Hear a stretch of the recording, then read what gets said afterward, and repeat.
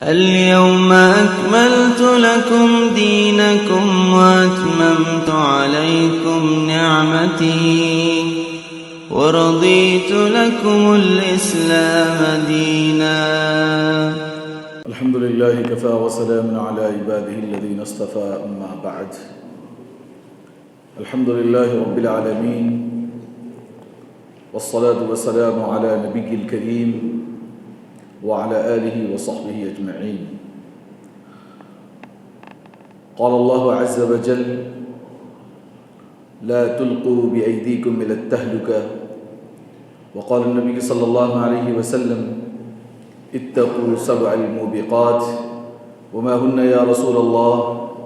الإشراك بالله وقتل النفس التي حرم الله إلا بالحق والسحر وقذف المحصنات وأكل مال اليتيم أو كما قال النبي صلی اللہ علیہ وسلم.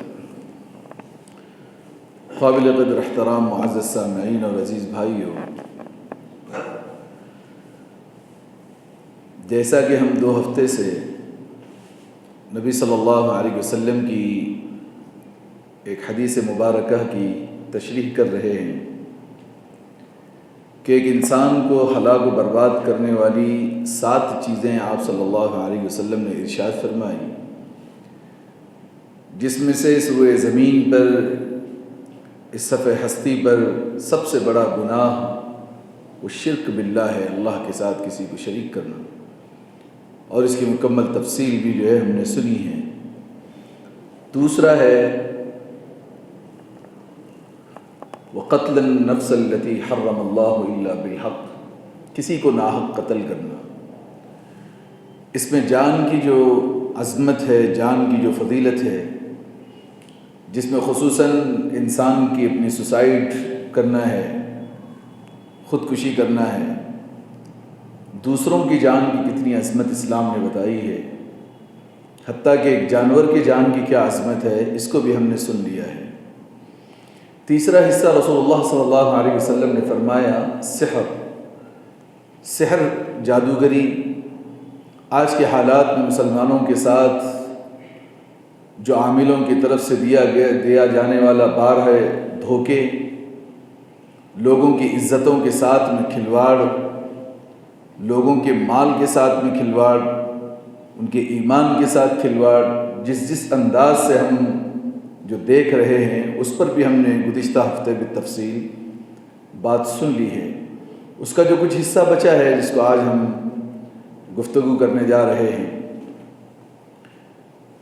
دیکھیں، اللہ نے انسان کو پیدا فرمایا ہے اور اسے شریعت کاملہ عطا کی ہے، ایک مکمل دستور العمل، ایک نظام حیات، ایک لاہی عمل دے کر کے دنیا میں بھیجا ہے. اصولی بات سمجھنے کی یہ ہے کہ جس خدا نے ہمیں شریعت دی ہے، کہیں پر بھی ایسا نہیں ہے کہ کوئی حصہ اس کا ایسا ادھورا رہ گیا ہو، نعوذ باللہ من ذالک، جس کو پورا کرنے کے لیے آج کے لوگ، چاہے وہ کسی اینگل کے لوگ ہوں، اس کو پورا کر رہے ہوں. ایسا کہیں کچھ نہیں. جو کچھ اللہ نے بتا دیا ہے وہ مکمل اور کمپلیٹ دین ہے. ایک گوشہ، ایک سوشہ، ایک حرف اور ایک ضرورت بھی ایسی انسان کی باقی نہیں رہتی جس کو اللہ نے آج سے 1450 سال پہلے نبی آخر الزماں صلی اللہ علیہ وسلم کے ذریعے پریکٹیبل اور پریکٹسی مسلم بن کر کے جو آپ نے کردار نبھا کے دیا ہے، اس میں کوئی کمی رہتی ہو.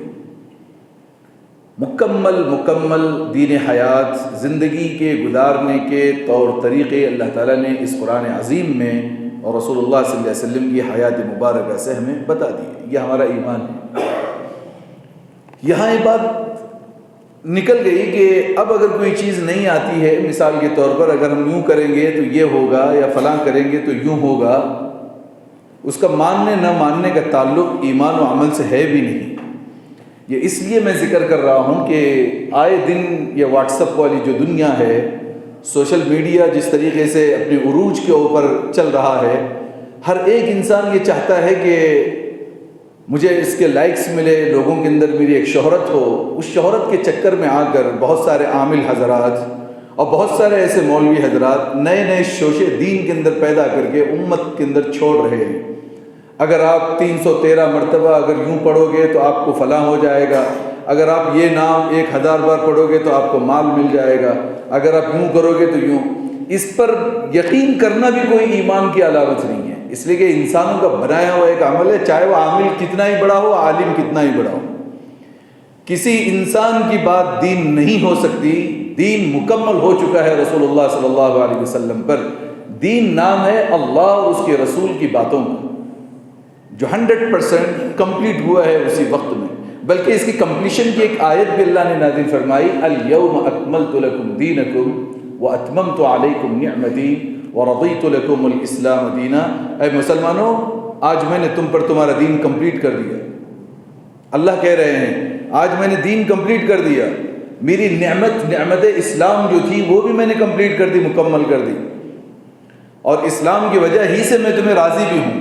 جب اس آیت کو اللہ نے نازل کر دی اور رسول اللہ صلی اللہ علیہ وسلم نے 3 مرتبہ اپنی امت کے سامنے یہ کہا کہ جو چیزیں اللہ نے مجھے بتائی ہے، کیا میں نے تم کو وہ چیزیں پہنچا دی؟ الا بلغت، کیا میں نے وہ چیزیں تم تک جو ہے وہ شیئر کر دی ہے یا کوئی چھپایا ہے؟ صحابہ نے کہا کہ اللہ کے نبی صرف شیئر ہی نہیں کیا، آپ نے پریکٹس کر کے ایک عمل کے ذریعے سے آپ نے ہمیں دکھایا، ہر چیز کر کے دکھائی ہے۔ تو یہ اتھینٹک بات ہو جاتی ہے کہ اب دین نیا کوئی ایڈ ہونے کی جو ہے وہ گنجائش باقی نہیں ہے۔ اگر کوئی ایڈ کرتا بھی ہے تو وہ دین نہیں ہے، وہ بات کتنی اچھی ہو۔ میں بارہا اس جملے کو ہمیشہ کہتا ہوں کہ بہت پروفٹ اس بات پر ہو، لاکھوں کا نفع مسلمانوں کے لیے اس بات پر ہو، مگر وہ بات دین نہیں ہو سکتی کہ اس لیے دین کمپلیٹ ہو گیا۔ اور قیامت تک اب اس دین میں جو بیان کیا گیا ہے، نہ ایک جز، ایک پوائنٹ نہ کم ہو سکتا ہے، نہ ایک پوائنٹ ایکسٹرا کیا جا سکتا ہے۔ اور جو دین میں کوئی پوائنٹ گھسانے کی کوشش کرے گا یا بتائے ہوئے دین کا کوئی پوائنٹ کم کرنے کی کوشش کرے گا، وہ اسلام سے دور تو ہو سکتا ہے، مگر اس کی بات کی کوئی ویلیو اسلام کے اندر نہیں ہے۔ تو یہ ایک ایمان کا، ایک عقیدے کا سب سے بڑا ایک مضبوط قلعہ جو میں آپ کے سامنے بیان کر رہا ہوں کہ یہ چیز اگر دل میں بیٹھ گئی کہ بس قرآن اور حدیث، صحابہ کی زندگی ہی ہمارے لیے اتھینٹک ہے، حقیقت ہے، تو اس کے بعد کا کچھ بھی معاملہ قیامت تک کے لیے ہمارے لیے کوئی رہبری کے اعتبار سے کسی چیز کی ضرورت نہیں باقی رہتی۔ اب آئے آج کے دور میں جس طریقے سے انسان پریشان ہے، حالات سے دوچار ہے، آئے دن گھر کی مصیبتیں ہیں، کاروبار کی مصیبتیں ہیں، بیوی بچوں کی مصیبتیں ہیں، انسان ہمیشہ، آج کل کا انسان خصوصاً ڈپریشن کی طرف جا رہا ہے، انزائٹیز کا شکار ہو رہا ہے، دن بدن صبح و شام پینک اٹیکس اس کو آ رہے ہیں۔ اس کی وجہ یہ ہے کہ کہیں نہ کہیں جو تھاٹس اس کے دل میں بیٹھے ہوئے ہیں، دماغ میں جو چل رہے ہیں، اس کو سوچ سوچ کر کے من الجنۃ والناس، گزشتہ ہفتے ہم نے ذکر کیا تھا، پہلے تو جنات وسوسے پیدا کرتا ہے، پھر ایسے عامل حضرات کے ذریعے سے وہ وسوسے بڑھا دیے جاتے ہیں، جس کی پناہ اللہ سے مانگنی چاہیے۔ اب ان کے غلط رویے، جو طریقہ کار سے جو عامل حضرات کر رہے ہیں، اس پر ہم نے مکمل جو ہے وہ گفتگو گزشتہ ہفتے کی ہے۔ پھر بھی اس ہفتے میں ہم تھوڑا سا وہ سمجھیں کہ ہر ایک عامل کی ایک چال ہوتی ہے کہ سامنے والے کسٹمر کو کیسے اور اس کے ایمان کو کیسے جو ہے وہ برباد کر دیا جائے۔ وہ کہیں بھی عامل یوں نہیں کہتا کہ اللہ کرتے ہیں، کسی عامل کے منہ پر یہ نہیں ہوتا ہے کہ جب ایک انسان پریشان ہو کر کے آیا ہے، آپ پریشان مت ہو، گھبرانے کی ضرورت نہیں ہے، یہ مصیبت اللہ کی طرف سے ہے، اللہ دور کرے گا، نہیں بولیں گے آپ یہ کرو، آپ فلاں کرو، آپ یہ عطر لگاؤ، آپ وہ لیمبو لو، وہ جو ہے وہ مرچیاں کاٹو، اور وہ ناریل گھر کے اندر باندھو، وہ کدو لگاؤ، وہ فٹنگ کے اندر یہ ڈالو، دیوار میں یہ موڑے مارو۔ ایک عجیب عجیب عجیب، اس کا اسلام سے، شریعت سے دور دور تک بھی کچھ لینا دینا نہیں۔ اور تھوڑا سا اسٹینڈرڈ جو عامل ہیں، وہ پھر الگ الگ وہ چراغاں کرواتے ہیں، موم بتیاں لگواتے ہیں انڈوں پر اور پلیٹوں پر، اور جو ہے وہ چینی مٹی کے برتنوں پر جو ہے وہ ایک عجیب قسم کا ان کا اپنا ایک اسٹائل ہے۔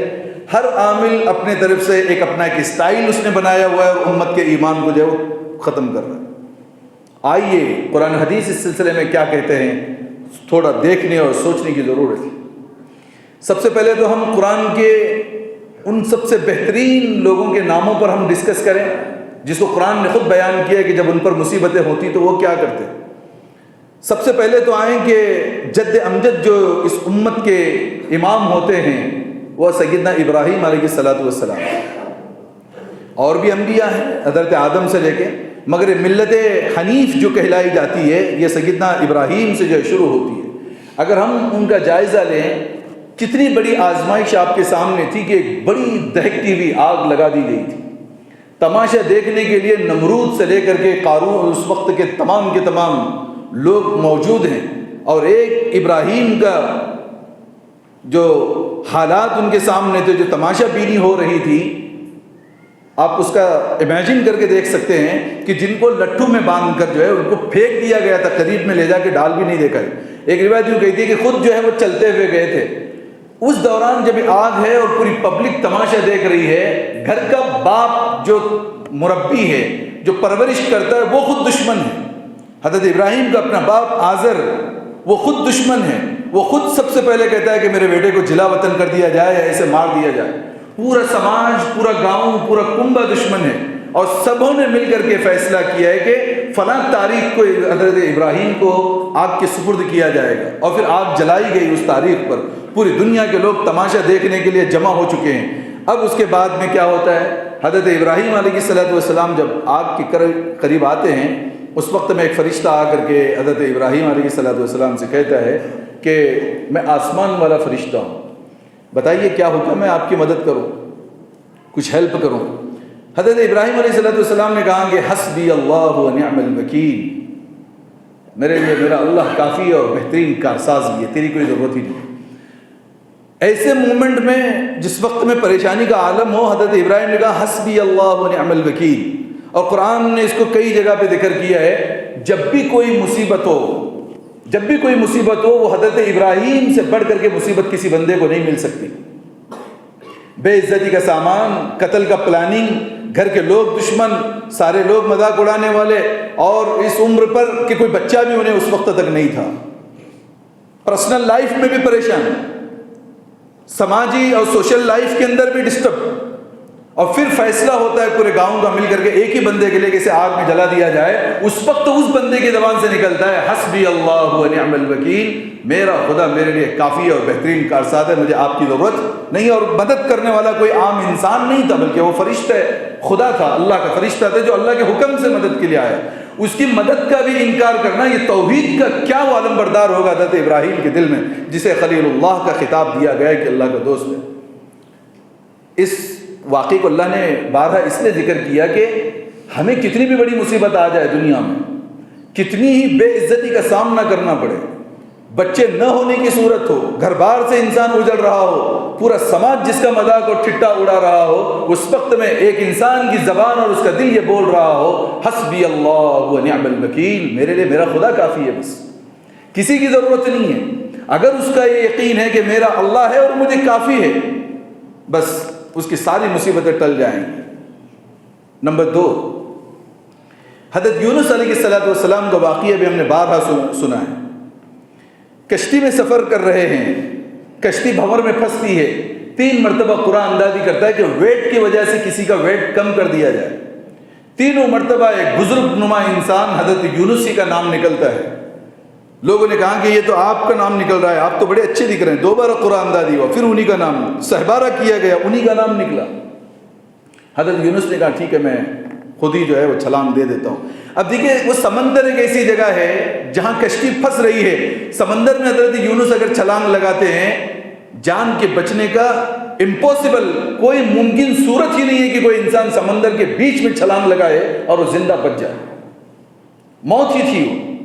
مگر اس وقت میں حضرت یونس نے چھلانگ لگائی اور بحکم خدا اس مچھلی نے اپنے پیٹ میں تو لے لیا، جس کو قرآن کہہ رہا ہے، اس قرآن کے آیت کے ترجمے کو سوچے، وَذَنُّونِ إِذْ ذَهَبَ مُغَاضِبًا۔ حضرت یونس علیہ السلام کا حال کہ جب اپنی قوم سے نکلے ہیں، کشتی سے جب وہ مچھلی کے پیٹ میں جاتے ہیں، انہوں نے ایک ہی جب دیکھا کہ کہیں نہ کہیں میرا مسٹیک ہے، کہیں نہ کہیں میری غلطی ہے، انہوں نے ایک بہترین اللہ کے نام کی دعا کی، لا الہ الا انت سبحانک انی کنت من الظالمین۔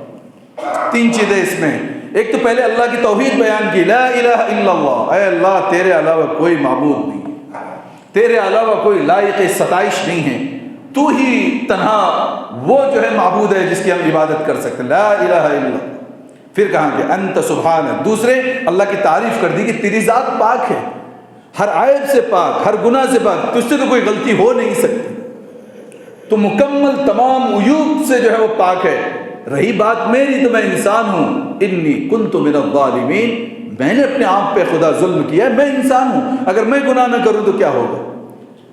تو اکیلا ہے، تو پاک ہے، گنہگار میں ہوں۔ یہ جملے کے بارے میں اللہ نے کہا کہ کذالک ننجی المؤمنین، یاد رکھیے مسلمانوں، اسی دعا کی بدولت ہم نے یونس علیہ السلام کو نجات دی ہے، ورنہ اللہ نے آگے کہا اگر یہ دعا نہ کرتا یونس، اگر یونس یہ دعا نہ مانگتے تو یاد رکھیے کہ لائف لانگ تک پوری زندگی جو ہے اسی مچھلی کے پیٹ میں رہتے، یعنی گویا مچھلی کا پیٹ ہی حضرت یونس کی قبر ہوتا، کبھی زندہ باہر نہ آتے۔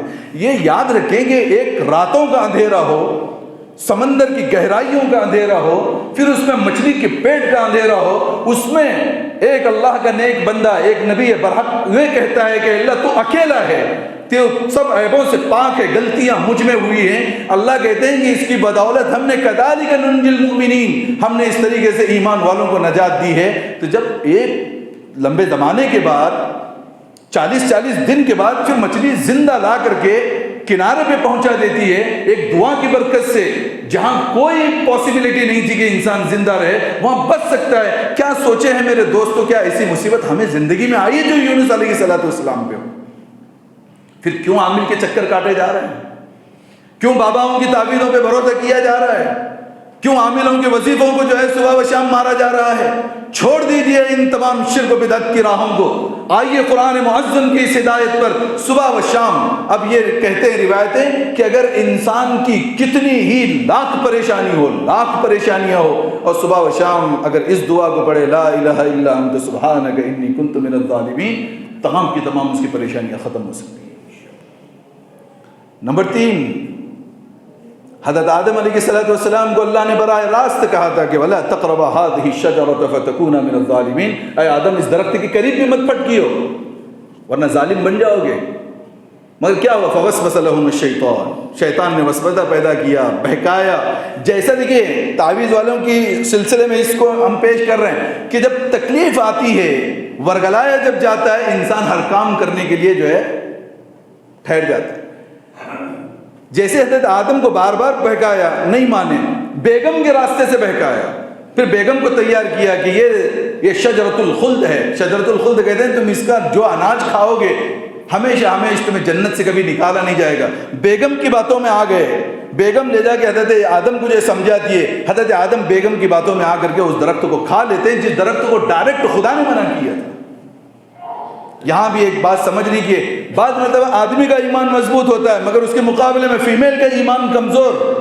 کبھی بیگم کی صورت میں شیطان بولتا ہے، کبھی بیٹی کی شکل میں شیطان بولتا ہے، کبھی بھابھی کی شکل میں، کبھی ماں کی شکل میں، کبھی خالہ اور پھوپھی کی شکل میں شیطان بولتا ہے کہ نہیں کچھ تو معاملہ ہے، آپ کو کرنا چاہیے۔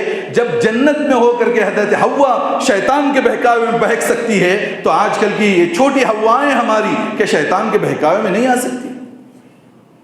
ہو جائے گی غلطی، جاؤ گے ایسے دروں پر، درگاہوں پر، مزاروں پر، قبروں پر، آستانوں پر، تعویذ اور گنڈے کرنے والے باباؤں کی خدمتوں میں رسیاں پہنو گے، کالے دھاگے باندھو گے، کڑے پہنو گے، ہر چیز وہ شرک کا کرو گے، کہاں کہاں کے دروں میں بھٹکو گے۔ ایک سجدہ جسے تو گرا سمجھتا ہے، جو اللہ کے سامنے ہم جھکتے ہیں، ایک سجدہ اے مسلمان جسے تو گرا سمجھتا ہے دیتا ہے 1000 سجدوں سے نجات۔ یہاں بھی جا کے جھک رہے ہیں، وہاں بھی جھک رہے ہیں، وہاں بھی جھک رہے ہیں، زندگی بھر جھکو، کوئی حل نہیں ملے گا۔ حل ملے گا تو اللہ اور اس کے رسول کی باتوں میں ملے گا۔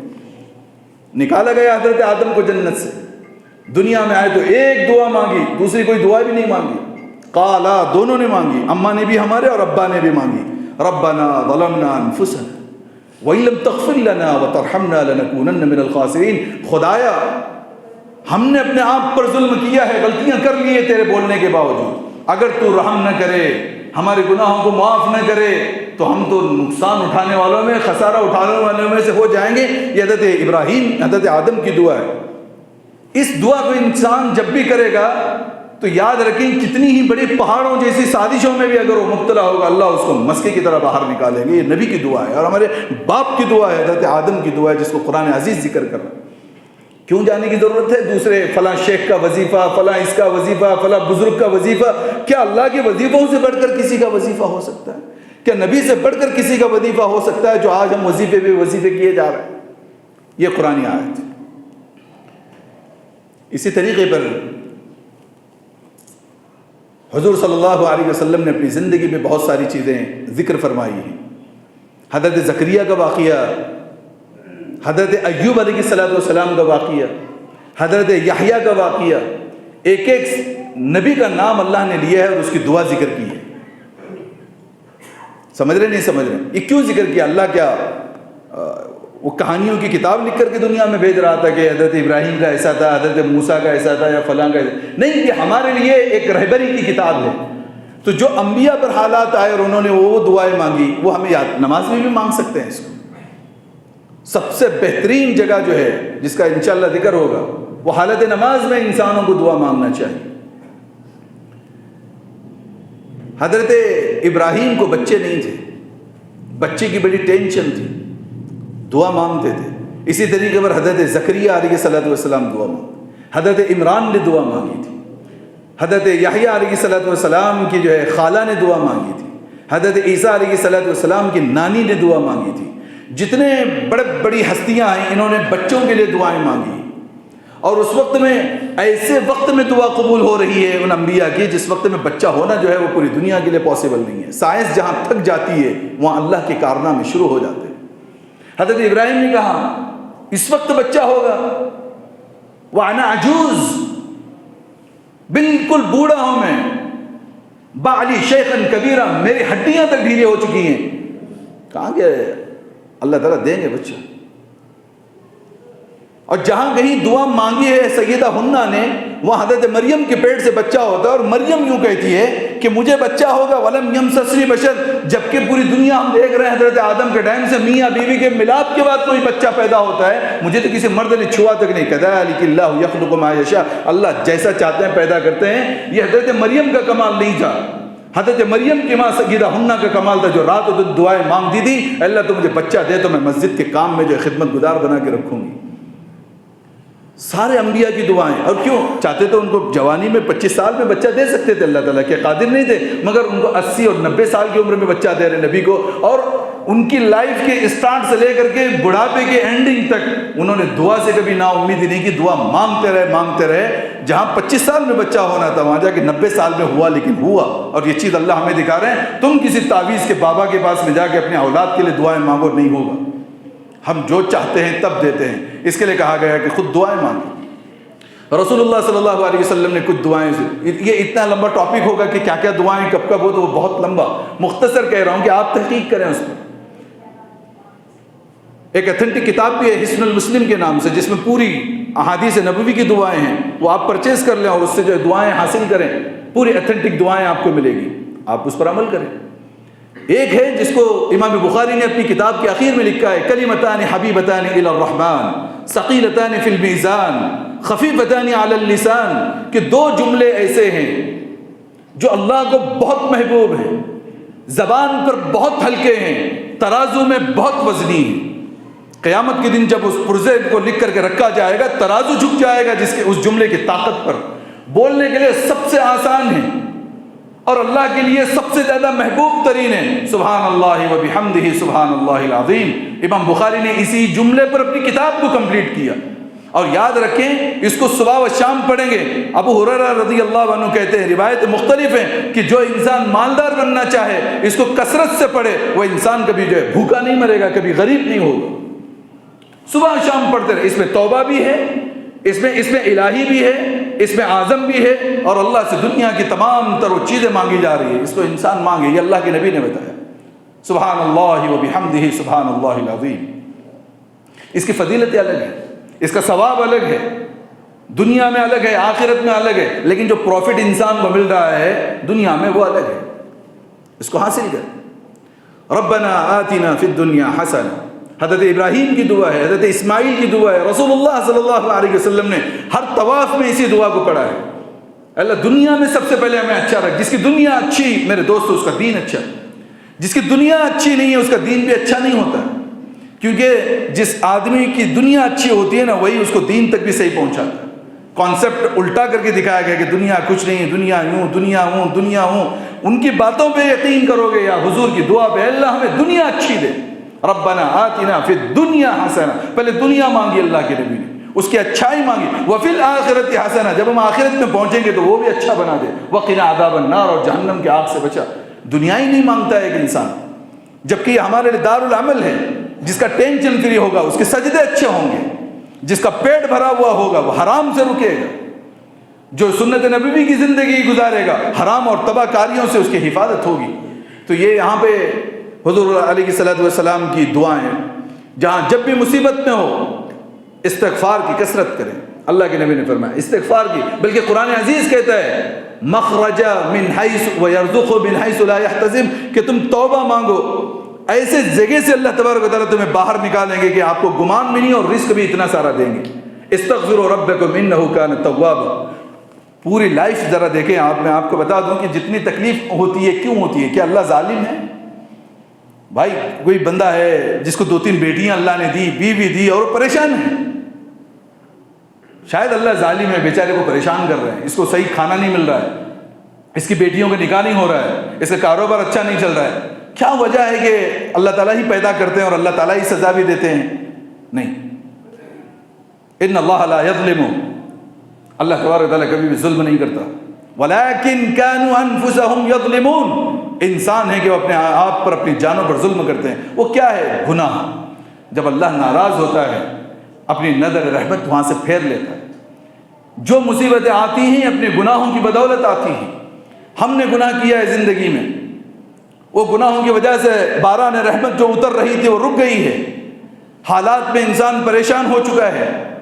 اب اسے اللہ کو منانے کی ضرورت ہے، توبہ کے مانگنے کی ضرورت ہے. اب اللہ تبارک و تعالیٰ نے فرمایا استغفروا ربکم، تم اپنے رب سے توبہ مانگو. اللہ ہی کہہ رہے ہیں استغفروا ربکم، تم اپنے خدا سے توبہ مانگو. انہ کان غفارا. پہلا تو معاملہ یہ ہوگا کہ اللہ تعالیٰ گناہ کو معاف کر دیں گے. یرسل السماء علیکم مدرارا، آسمان سے بارشوں کا نزول ہوگا. بارشیں بند ہو جائیں، ہر چیز دنیا کی جو ہے تتر بتر ہو جائے. بارش ہی، اس لیے بارش کو رحمت اس لیے کہ بارش ہی پر پوری دنیا ڈیپینڈ ہوتی ہے. وَيُمْدِدْكُمْ بِأَمْوَالٍ وَبَنِينَ، اللہ تعالیٰ تمہاری مدد کرے گا. اللہ کہہ رہے ہیں یمددکم، تمہاری مدد کرے گا اللہ تبارک و تعالیٰ بِأَمْوَالٍ، پیسوں سے. ادھر توبہ مانگ رہا ہے گناہ معاف، توبہ مانگا ہے بارشوں کا نزول برابر، توبہ مانگا ہے اللہ مال دیں گے. وَبَنِينَ، اللہ کہتے ہیں بیٹے دیں گے. بیٹے کے ساتھ بیٹیاں بھی ہوں گی. تعویذ کے لٹکانے پہ بیٹا بیٹی نہیں ہوگی، توبہ کے مانگنے پر اللہ کہہ رہے ہیں وَبَنِينَ، ہم بیٹے دیں گے. وَيَجْعَلْ لَكُمْ جَنَّاتٍ وَيَجْعَلْ لَكُمْ أَنْهَارًا، ہم تمہیں ایک آدھا باغیچہ نہیں دیں گے. جنات کہاں ہے؟ یہاں پہ جمع کسے کا پلورل کا ورڈ استعمال کیا. بہت سارے ہم تمہیں فارم ہاؤس دیں گے، باغیچے دیں گے، بڑے بڑے باغیچے. وہ انہارا، ایسے باغیچے جس کے اندر سے الگ الگ ندیاں اور نالے بہ رہے ہوں گے. یہ اللہ کا وعدہ ہے. 5 قسم کے وعدے اللہ نے توبہ پہ کیے. اب بتائیں جہاں انسان کو لگ رہا ہے کہ میری کوئی دقت ہو رہی ہے، پریشانی کہیں نہ کہیں مجھے گھیری ہوئی ہے، آدمی توبہ شروع کر دے. توبہ توبہ. یقین کریں اللہ کی ذات پر، کچھ دن نہیں مانگو کہ توبہ تمہارے مسئلے حل ہو جائے. حضور صلی اللہ علیہ وسلم نے کہا جب تمہیں مصیبت آ جائے اللہ سے توبہ مانگو. تو اتنی بڑی فضیلت توبہ کی اس لیے ہیں کہ جو مشکلات ہم پہ آ رہی ہیں میرے دوستوں، وہ ہماری کرتوت کی وجہ سے. مانگنا چاہیے، اللہ تعالیٰ سے مانگنا چاہیے. اب اس کے اوقات کا دھیان رکھنا بھی ضروری ہے. ساتھ میں مانگے کب؟ مانگنے کے لیے دیکھیں کہ جب بھی اللہ تبارک و تعالیٰ سے انسان کی تکلیف پر وہ سر آسمان کی طرف اٹھاتے اللہ اسے قبول کرتے ہیں. حضور صلی اللہ علیہ وسلم کی عادت شریفہ یہ تھی کہ جب بھی کوئی اچانک کوئی معاملہ پیش آتا آپ چلتے چلتے ہاتھ اٹھاتے اور آسمان کی طرف دیکھتے تھے، دعا مانگتے تھے. پہلا تو طریقہ یہ ہے کہ جب چاہے جب مانگو، اللہ سنتا ہے اور اللہ قبول کرتا ہے. دوسرا پھر حدیث میں کچھ اوقات ملتے ہیں، ان اوقات کی رعایت کریں. اس میں پہلا وقت ہے تہجد کا وقت. آدمی تہجد کو لازم پکڑے. تہجد کی نماز حضور صلی اللہ علیہ وسلم کے لیے گویا فرض تھی، ہمارے لیے نفل ہے. مگر اگر دیکھیں کہ ان نمازوں کے بعد اگر کوئی سب سے اہم نماز ہے، ان 5 وقت کی نمازوں کے بعد اگر کوئی اہم نماز ہے وہ تہجد کی ہے. جس وقت ساری دنیا غفلت کی نیند اور کھراٹوں کی نیند سو جاتی ہے، ایک گنہگار بندہ کروڑوں اور اربوں لوگوں میں سے کچھ بندے ایسے اٹھتے ہیں اور آسمان دنیا پر، یعنی پہلے آسمان پر خدا کی کرسی لگی ہے، وہ آ کے بیٹھا ہے کہ ہے کوئی مانگنے والا. منادی کی جا رہی ہے کہ کوئی مانگتا ہے. اب وہ اٹھ کر کے اپنے گناہوں پہ شرمسار وہ کانپ رہا ہے، وہ گرم آنسو اپنے آنکھوں سے نکالتا ہے. لاکھ دنیا کی مصیبتیں ہوں، پریشانی ہو، ٹینشن ہو، اللہ تبارک و تعالیٰ اس کے سیکنڈ اور منٹوں میں حل کر دیتا ہے. تہجد کرو. تہجد ہم کبھی لازم نہیں پکڑیں گے, وہ تعویذ کے بابا کے وظیفے برابر کریں گے. اتنے بار یہ پڑھو, اتنے بار یہ پڑھو. اگر وہ اتنے پڑھنے پہ کچھ ملتا تو وہ خود وہ دکان کھول کے نہ بیٹھتا, وہ پڑھ کے بہت کچھ کہیں سے کہیں پہنچ گیا ہوتا. سمجھ رہے ہیں نہیں سمجھ رہے ہیں؟ اس بابا کی باتوں میں چاہے وہ کیسا ہی بابا ہو, کوئی ویلیو نہیں ہے اس کی باتوں کی. یاد رکھیے, نکال کے پھینکیے دل و دماغ سے. کسی کے پاس کوئی دم نہیں ہے سوائے اللہ کے, کیونکہ ان کی باتوں میں کہاں سے دم ہوگا. میں آپ کو ایک بات بتا دوں, جو جتنے وظیفے دیتے ہیں نا, ان کی بیوی ان کا نہیں مانتی ہے. یہ حالت ہے ان لوگوں کی. ان کی بیوی بازاروں میں بغیر اجازت کی نکل جاتی ہے. اس کی ویلو اس بیوی کے, وہ دیکھتا ہے نا دن بھر عورتوں کو لے کے بیٹھا ہے عامل, اس کو کوئی پردے داری نہیں ہے, سامنے لے کے بیٹھا ہے, تنہا عورت کے ساتھ بیٹھا ہے, سر پکڑ رہا ہے, پیشانی پکڑ رہا ہے, ہاتھ پکڑ رہا ہے, پیٹھ پہ ہاتھ گھما رہا ہے. ہر چیز جائز ہے اس عامل کے لیے. ہاں, اور پھر امامت بھی کرتا ہے. پھر خطابات بھی ہوتے ہیں ایسے لوگوں کے, اور پھر لوگ ماشاءاللہ یہاں بیٹھیے وہاں بیٹھیے. ارے استقبال چھوڑ دیجئے. ایسے یہ لوگ مشرک ہیں. انہوں نے لوگوں کے ایمان کے ساتھ کھلواڑ کیا ہے, ان کے ایمان کو دھو دیا ہے. چھوٹی چھوٹی باتوں پر لیمبو اور ناریل کے اوپر انہوں نے ایمان کو بچایا ہے, جبکہ انہیں لے جانا چاہیے تھا اللہ اور اس کے رسول کی طرف. وہاں سے ہٹایا ہے, گھروں میں لا کے بندوایا ہے. 7 لکھو, 8 لکھو, 11 لکھو, 15 لکھو, الٹا لکھو. صرف شیطان کے نام ہوتے ہیں ان چٹھیوں میں. کبھی کھول کے دیکھیے. اب تو کچھ عامل حضرات کا لیٹسٹ طریقہ چل رہا ہے. ایک ہی بار پہلے تو لکھنے میں تکلیف ہوتی تھی, ڈبا کے لکھنا پڑتا تھا, کبھی زعفران سے کبھی اس سے. ابھی تو زیروکس کر کے کاپیاں رکھی ہیں, بس لپٹوڑ دو نکال ختم. ایسا کچھ نہیں ہوگا. ایک پریکٹیکل لائف ہے ہماری, عمل کے ذریعے سے چینجز ہوتی ہے. یوں ہی اگر ہوتا کہ بس میں تو پورا قرآن لٹکا کے گھوم جاتا. چھوٹے قرآن میں ملتے ہیں اتنے لٹکاؤ, ساری چیزیں ہو جائیں گی. زندگی میں ہونا ہے, کچھ نہیں ہوگا اس سے. اللہ کے اوپر یہ وظیفے ہیں جو قرآن سناتا ہے, جو وظیفے حدیث سے سناتی ہے, اس پر عمل کریں. حضور نے فرمایا جمعہ کے دن ایک خاص گھڑی ہوتی ہے جس میں اللہ دعا قبول کرتا ہے. اکثر علماء نے کہا کہ وہ عصر اور مغرب کے درمیان کا وقت ہوتا ہے. کچھ علماء کہتے ہیں کہ جب امام منبر پہ بیٹھتا ہے پہلے خطبے کے بعد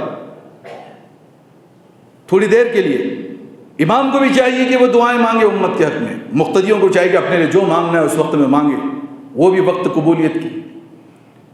اسی طریقے پہ جب بارش ہونے لگے اس وقت دعائیں مانگو, دعائیں قبول ہوتی ہیں.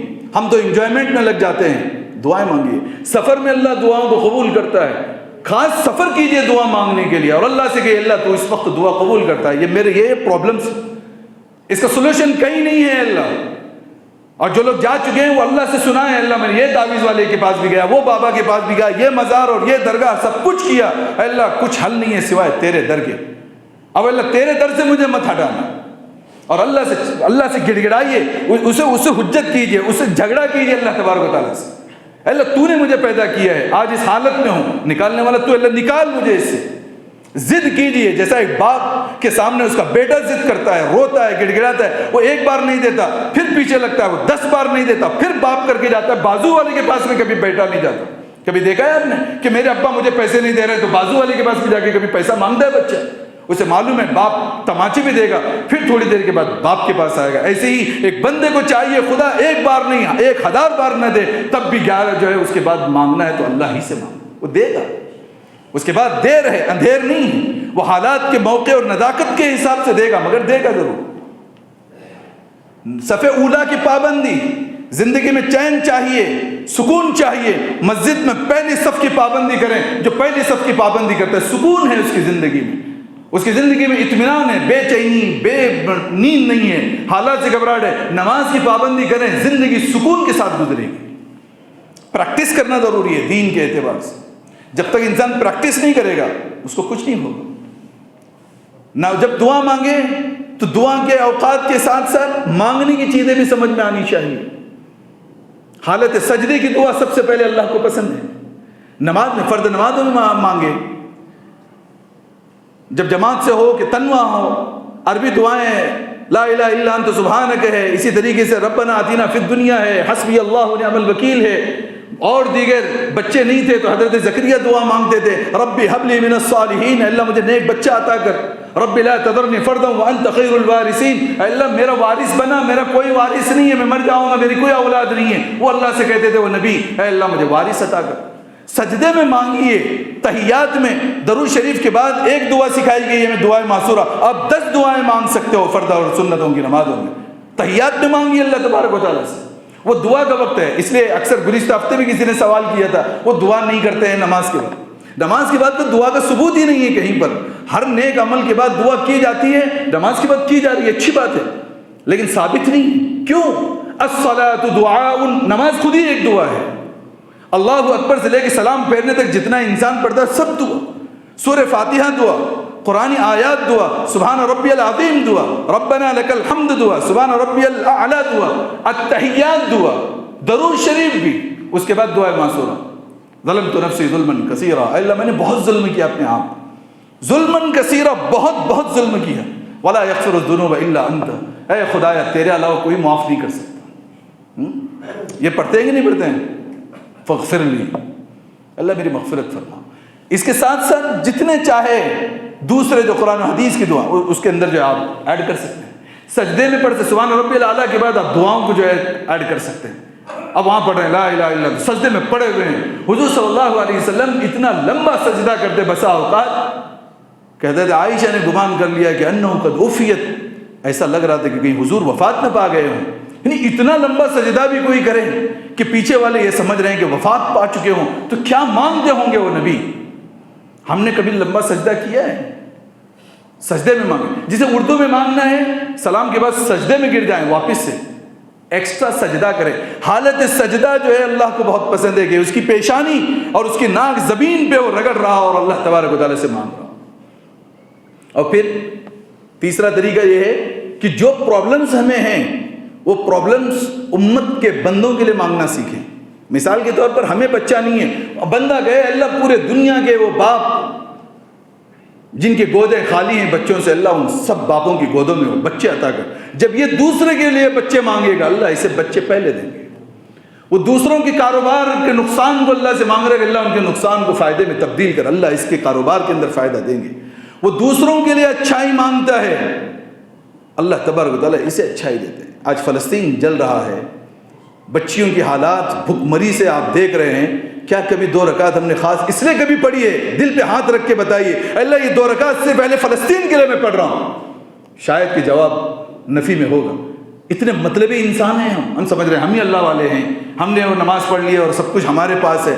کبھی انسانیت کے درد میں ہم نے, اور حضور کی پوری لائف اٹھائے 23 سال لائف, بلکہ اس سے پہلے کی زندگی اٹھائیں. جو مانگا ہے بس دوسروں کے لیے مانگا, یوں نہیں کہ اللہ مجھے یہ دے, جبکہ حضور کے کوئی بچے باقی نہ رہے. 2 بیٹے پیدا ہوئے تھے, دونوں بیٹے بچپن میں مر گئے. معلوم ہے نا آپ, کوئی نرینہ اولاد حضور کی نہیں ہے. جو نسل چلی ہے حضرت فاطمہ اور حضرت علی سے چلی ہے, حضور سے کوئی نسل نہیں ہے لڑکوں کی. لیکن کبھی ایک روایت بھی دیکھی ہے کہ جہاں حضور کہہ رہے ہیں اللہ مجھے لڑکے دے دے؟ نہیں مانگا. دنیا کے لیے اللہ کے نبی نے مانگا. تو اس کے لیے جب انسان چاہتا ہے کہ میرے لیے کچھ ہو تو سب سے پہلے وہ دنیا کے بندوں کے لیے وہ اس چیز کو مانگے. سمجھ رہے نہیں سمجھ رہے؟ باوضو رہیں ہمیشہ, یہ بھی برکت کا ذریعہ ہے. استغفار کے ساتھ ساتھ ہمیشہ انسان جب بھی وضو ٹوٹے ایک نیا وضو بنا لیا جائے, اور وضو کے ساتھ رہنے سے فرشتے اس کے ساتھ میں ہوتے ہیں, مصیبتیں اس سے ٹلتی ہیں. اور جب مصیبت آ بھی جائے آدمی ڈپریشن کا شکار ہوتا ہے, پریشانی کا شکار ہوتا ہے, ہونے کی ضرورت نہیں ہے. ایمان جس کے بعد مضبوط ہے, ہمیشہ میرے ان جملوں کو یاد کریں. ابراہیم علیہ السلام جیسی آگ تو میرے سامنے نہیں ہے, یونس علیہ السلام جیسے سمندر کا اندھیرا اور مچھلی کا پیٹ تو نہیں ہے. سمجھ رہے نہیں سمجھ رہے؟ حضرت زکریا علیہ السلام جیسا آرے سے جو ان کو کاٹ تو نہیں دیا جا رہا ہے. حضور صلی اللہ علیہ وسلم نے جو طائف کا موقع جو پایا تھا, کیا وہ میرے ساتھ سچویشن تو نہیں ہے؟ جب تنہائی میں آنکھ بند کر کے سوچو گے تب شکر نکلے گا, اللہ ایسا تو میرے ساتھ کچھ بھی نہیں ہے, چھوٹے سے نارمل چیزوں پہ میں اپنے آپ کو ڈپریس کر رہا ہوں. جو ڈپریس ہوتا ہے سمجھیے اس کا ایمان کمزور ہے. جس کے ایمان میں طاقت ہے وہ کبھی ڈپریشن کا شکار نہیں ہوتا. اس کا طاقت ایمان اسے لڑتی ہے اور کہتی ہے کہ نہیں تیرے ساتھ کچھ بھی نہیں ہوا. آدمی اپنی عبادتوں کے اندر جو اضافہ کرے. اسی طریقے پر اللہ نے کہا بالغدو والآصال بالعشی والابکار, صبح و شام اوراد کی جو ہے پابندی کرنا. انسان ان اوراد کی پابندی میں رسول اللہ صلی اللہ علیہ وسلم نے بتایا, جو میں آپ کو بتا رہا ہوں. 3 سورتوں کی تلاوت جو صبح 3 بار شام میں 3 بار کرے گا اس کو کوئی مصیبت نہیں آئے گی. اللہ کا نبی کہہ رہے ہیں قل واللہ احد, کتنی چھوٹی صورت.